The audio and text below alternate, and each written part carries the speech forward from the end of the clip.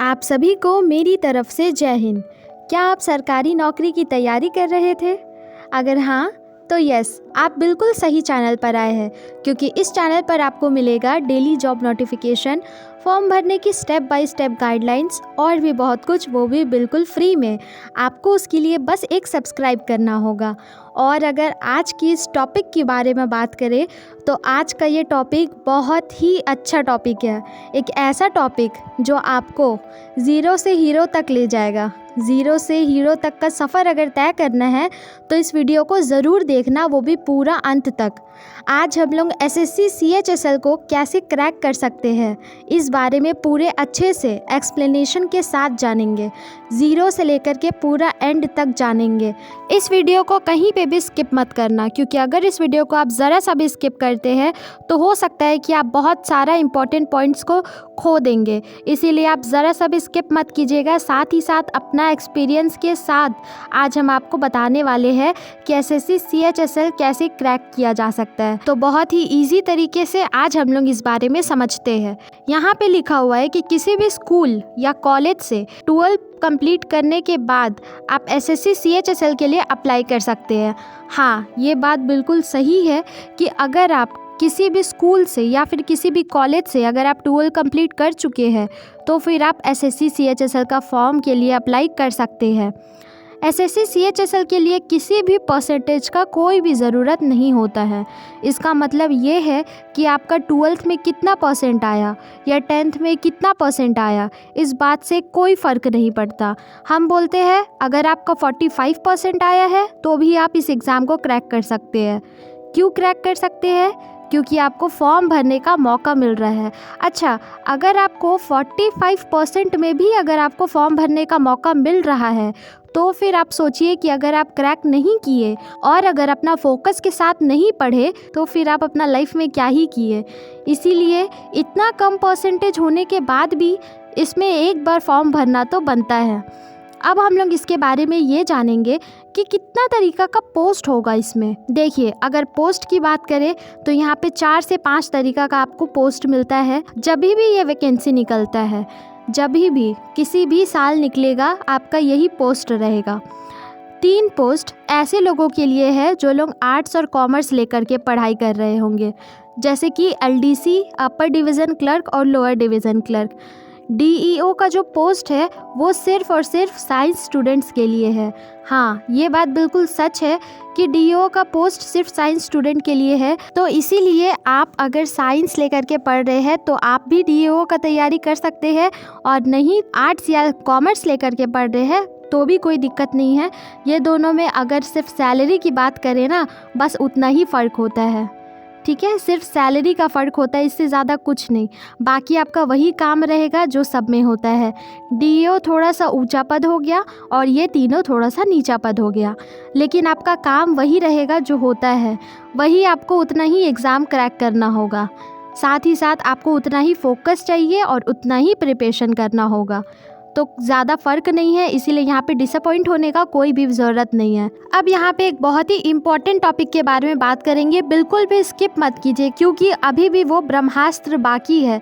जिस ब्रह्मास्त्र के बारे में हम आपको बताने वाले हैं वो ब्रह्मास्त्र अभी भी बाकी है, इसीलिए आप वीडियो को स्किप बिल्कुल भी मत कीजिएगा। कितना सब्जेक्ट्स होता है इस एसएससी सीएचएसएल में? तो अगर सब्जेक्ट्स की बात करें तो यहाँ पे टोटल 6 सब्जेक्ट होता है।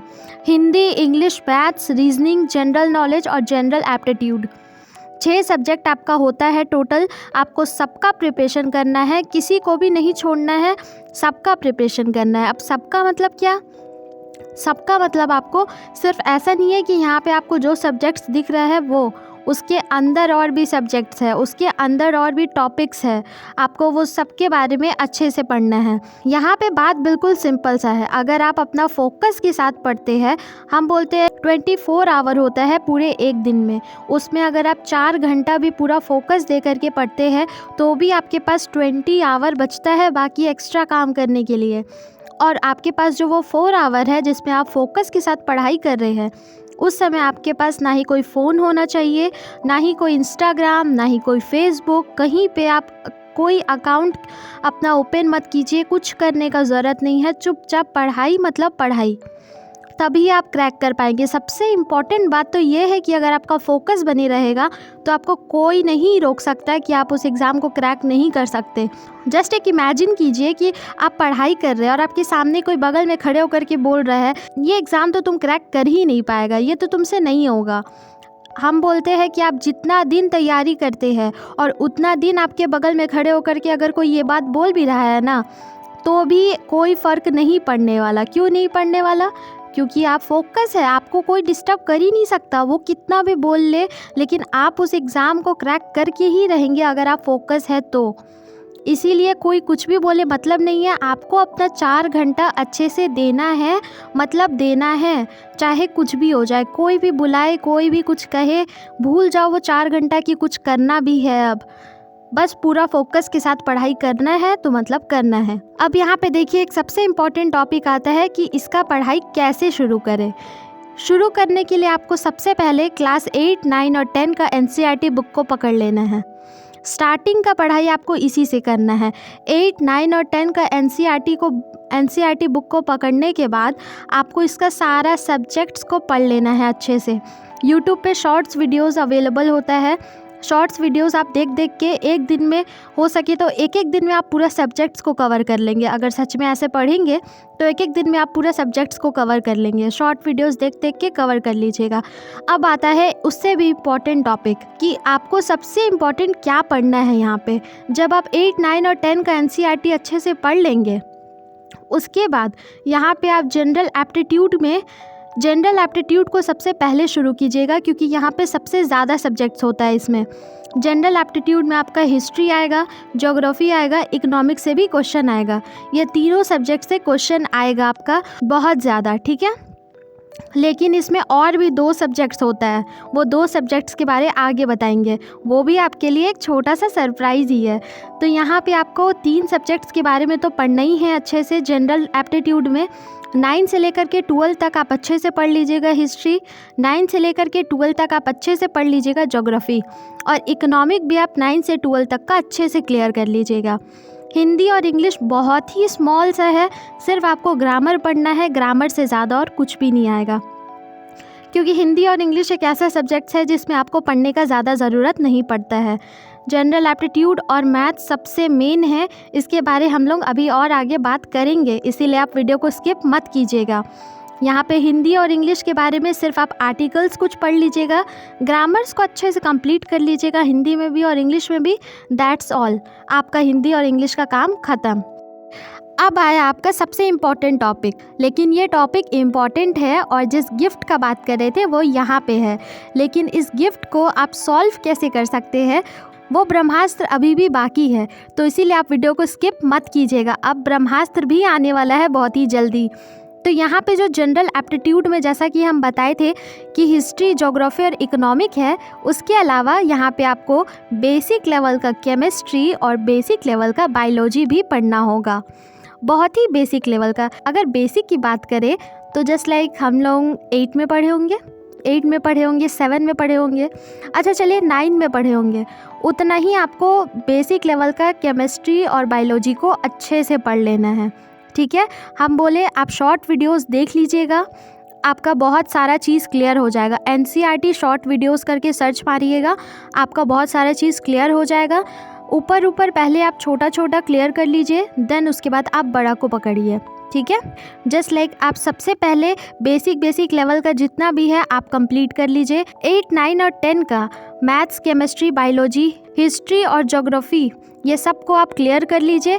उसके बाद फिर आप बहुत ही अच्छे तरीके से मैथ्स तक पहुंचिए, और मैथ्स के लिए आपको सबसे इम्पोर्टेंट 9 और 10 का मैथ्स का बुक को यूँ समझ लीजिए कि घोर के पी लेना है क्योंकि आपको बिल्कुल ये दोनों को अच्छे से प्रिपरेशन करना ही पड़ेगा।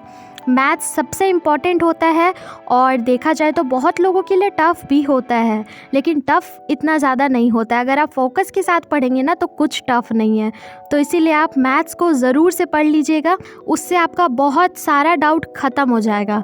बहुत सारा डाउट आपका ऑलमोस्ट डाउट ख़त्म हो जाएगा, कुछ बचेगा ही नहीं आपके पास अब उसके बाद पढ़ने को, ठीक है।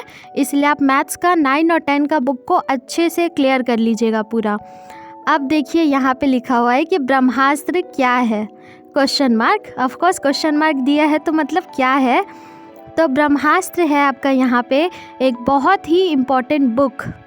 इस बुक के बारे में अगर हम बताएं तो जब हम एक बार प्रिपरेशन करना शुरू किए थे तो हम इसी बुक से शुरू किए थे। कुछ हासिल हुआ या नहीं हुआ ये तो पता नहीं, लेकिन एक्सपीरियंस मिला वो बहुत ही अच्छा था। और वो एक्सपीरियंस ये था कि यहाँ पे आपको इस बुक में टोटल 10 इयर्स का क्वेश्चन विथ आंसर सब कुछ आपको बिल्कुल डिटेल में लिखा हुआ मिलेगा। अगर आपको हिंदी में चाहिए, इंग्लिश में चाहिए, जिस भी किसी लैंग्वेज में चाहिए, ये हर जगह अवेलेबल है। इसका लिंक हम डिस्क्रिप्शन में डाल रहे हैं, आप वहाँ से जा कर के ख़रीद लीजिएगा, क्योंकि ये है आपका सबसे इम्पॉर्टेंट ब्रह्मास्त्र। देखो, इतना इन्वेस्ट करना तो बनता है, अगर क्रैक करना है तो इतना इन्वेस्ट करना पड़ेगा। इसीलिए इस ब्रह्मास्त्र को मत छोड़ो, बहुत ही इम्पॉर्टेंट है ये ब्रह्मास्त्र। इसको छोड़ने के बाद तो मतलब यूँ समझ लो कि बहुत सारा चीज़ आपके हाथ से छूट गया, क्योंकि इसमें 10 इयर्स का क्वेश्चन है। 10 इयर्स क्वेश्चन तो क्वेश्चन आंसर भी है, जिसमें पूरा सॉल्व करके आपको दिया हुआ होगा। आपको उसमें कुछ ज़्यादा करने का ज़रूरत नहीं है, बस आप सॉल्व किया हुआ होगा, आपको उसमें प्रैक्टिस करना है। साथ साथ यहाँ पे आपको एक रिवीजन का टेक्स्ट बुक भी देगा, आप उसको भी अच्छे से पढ़ लीजिएगा। ये बिल्कुल फ्री है, ये जो रिवीजन का टेक्स्ट बुक है ये बिल्कुल फ्री है। बस ये बुक का प्राइस यहाँ पे लिया जाता है, बाकी रिवीजन का टेक्स्ट बुक बिल्कुल फ्री है। तो इसीलिए आप इस ब्रह्मास्त्र को ज़रूर ले लीजिएगा। अगर आपको एसएससी CHSL का एग्ज़ाम क्रैक करना है तो इसको ज़रूर से ज़रूर ख़रीद लीजिएगा। इससे आपका 90% डाउट्स क्लियर हो जाएगा, 90% डाउट। उसके बाद जितना 10% बचेगा वो आप वीडियोस देख देख के क्लियर कर सकते हैं। इसीलिए आप ये बुक को ज़रूर ले लीजिएगा, क्योंकि इससे सच में आपका बहुत सारा डाउट क्लियर हो जाएगा। साथ साथ आपको एक्सपीरियंस भी हो जाएगा कि किस तरीके का पैटर्न आता है एग्ज़ाम में, किस तरीके का क्वेश्चन आता है और आपको कितना समय लगेगा सॉल्व करने में। क्योंकि सबसे इम्पॉर्टेंट बात ये है कि आपको यहाँ पे सिर्फ 90 मिनट का टाइम दिया जाएगा सॉल्व करने का, तो इसके लिए प्रैक्टिस तो ज़रूर से होना चाहिए। इसमें आप प्रैक्टिस भी कर सकते हैं, इसीलिए आप इस ब्रह्मास्त्र को ज़रूर ले लीजिएगा और अपना प्रिपरेशन अच्छे से कीजिएगा। साथ ही साथ फोकस पे ध्यान ज़रूर दीजिएगा, क्योंकि फोकस नहीं होगा तो कोई ब्रह्मास्त्र आपका काम नहीं आ सकता है। इसीलिए फोकस पे ज़रूर ध्यान दीजिएगा। इसी के साथ इस वीडियो को हम यहाँ पे आज एंड करते हैं। अगर आपको ये छोटा सा इन्फॉर्मेशन पसंद आया हो तो प्लीज़ लाइक कीजिएगा और इस चैनल को सब्सक्राइब ज़रूर कर लीजिएगा ऐसी और इंटरेस्टिंग वीडियोज़ के साथ। ठीक है, तब तक के लिए जय हिंद।